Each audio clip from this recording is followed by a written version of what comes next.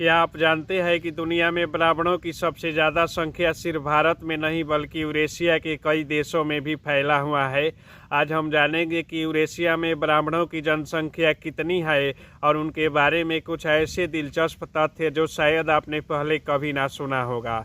अगर आप इतिहास, संस्कृति और सामाजिकता के बारे में रुचि रखते हैं तो इस वीडियो को अंत तक जरूर देखें। ब्राह्मण आमतौर पर ज्ञान और शिक्षा के संरक्षक के रूप में जाने जाते हैं। केवल भारत तक सीमित नहीं है। यूरेशिया जो एशिया और यूरोप का विशाल महाद्वीप है, यहाँ भी ब्राह्मण समुदाय मौजूद है। यह क्षेत्र इतना बड़ा है कि इसमें कई अलग अलग देश और संस्कृतियों का मिश्रण है।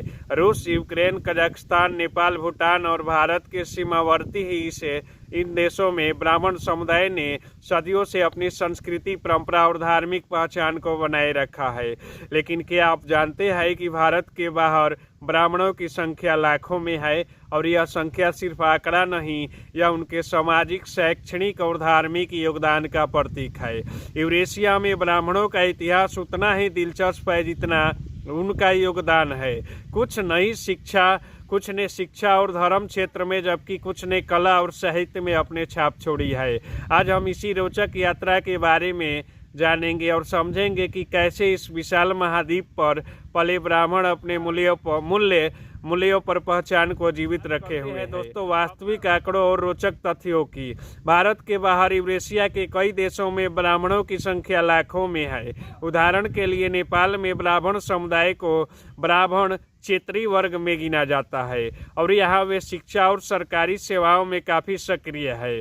भूटान और पाकिस्तान सीमावर्ती क्षेत्रों में भी ब्राह्मण समुदाय अपनी सांस्कृतिक पहचान बनाए हुए है।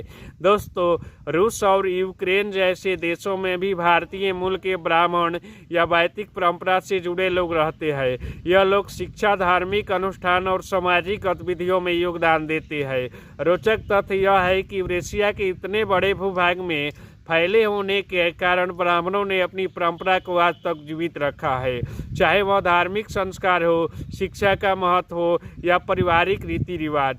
इसे देखकर समझ आता है कि ब्राह्मण समुदाय केवल संख्या नहीं है, यह एक ऐसा सामाजिक और सांस्कृतिक नेटवर्क है जो सदियों से ज्ञान और परंपरा का संरक्षक बना हुआ है, यानी संरक्षक है। सोचिए, यह लोग हजारों किलोमीटर दूर अपने मूल देश और परिवार से दूर रहते हुए भी अपनी संस्कृति और परंपराओं को कैसे जीवित रखते हैं और कैसे जीवित रखे हुए हैं।